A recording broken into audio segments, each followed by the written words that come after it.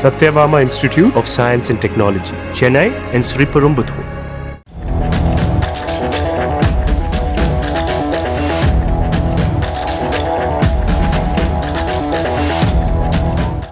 நடிகர் ரஜினிக்கு மனைவியாக நடிக்க வைப்பதாக கூறி கேரள நடிகை ஷைனி சாராவிடம் மோசடி செய்ய முயன்றிருப்பது பெரும் பரபரப்பை ஏற்படுத்தியிருக்கிறது. மலையாளத்தில் மகேஷ் என்ற பிரதிகாரம் என்ற திரைப்படம் மூலம் நடிகையாக அறிமுகமானவர் ஷைனி சாரா.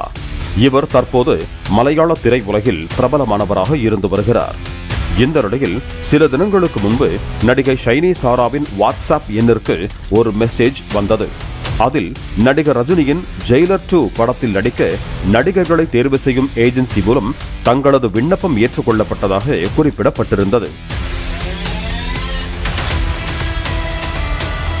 மேலும் ஜெயிலர் 2 படத்தில் ரஜினியின் மனைவியாக நடிக்க நடிகர்களை தேடி வருவதாகவும் குறிப்பிட்டிருந்தனர். பின்பு நடிகை ஷைனி சாராவிடம் நடிகர் சங்க உறுப்பினர் கார்டு இருக்கிறதா என கேட்டிருக்கிறார்கள். அதற்கு ஷைனி மலையாள சினிமாவில் அப்படிப்பட்ட கார்டு இல்லை என சொல்லியிருக்கிறார். உடனே இதனை தனக்கு சாதகமாக பயன்படுத்திக் கொண்ட அந்த மோசடி நபர் ஆர்டிஸ்ட் கார்டை பெற ஏற்பாடுகளை செய்து தருவதாக கூறி சுரேஷ்குமார் என்ற நபர் உங்களை அழைப்பார் எனவும் கூறியிருக்கிறார்.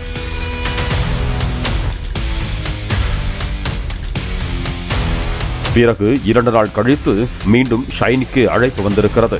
அதில் சேலை கட்டிக்கொண்டு வீடியோ கால் மூலம் நேர்காணலுக்கு வருமாறு சொல்லியிருக்கின்றனர். அதனை நம்பிய நடிகை ஷைனியும் சேலை கட்டிக்கொண்டு வீடியோ கால் மூலம் நேர்காணலுக்கு தயாராகி இருக்கிறார்.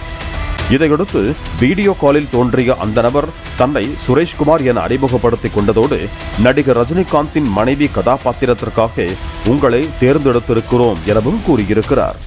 இதனால் சற்று குழப்பமடைந்த ஷைனி ஏற்கனவே அந்த கதாபாத்திரத்தில் நடிகை ரம்யா கிருஷ்ணன் தானே நடித்து வருகிறார் என அந்த நபரிடம் கேள்வி கேட்க உடனே உஷாரான அந்த நபர் ஜெயிலர் 2 படத்திற்கு இல்லை, வேறு ஒரு படத்திற்காக அழைக்கிறேன் என சமாளித்திருக்கிறார்.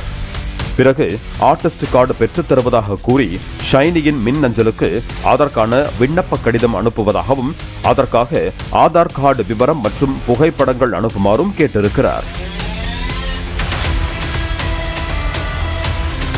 அதைத் தொடர்ந்து ஷைனியும் தன்னுடைய விவரங்களை அனுப்பியிருக்கிறார்.